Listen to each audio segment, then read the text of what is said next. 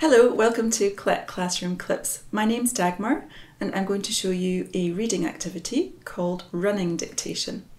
First of all, choose a text and it shouldn't be too long. I've found one here in Refresh Now A2 called Famous People. So what I need to do is type it up into sort of manageable chunks. So sometimes if the sentences are short, I put 2 sentences on one strip. 6 to 8 strips of paper are enough because I'll be hanging them around the room. So here are my strips, which I then hang around the room in different places. I can number them if I want to. That makes it easier. But if I want the students to put the sentences in order themselves, then I obviously don't number them. The next thing I do is put the students into pairs.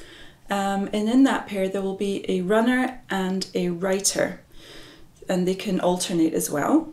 So they take it in turns to run to a sentence, read it, try to memorize it, run or walk back to the writer and tell them the sentence. The writer writes down furiously. If the runner has forgotten part of the sentence, they're allowed to run back and have another look and come back to the writer, but they shouldn't stand at the sentence and shout across the room. That obviously defeats the purpose.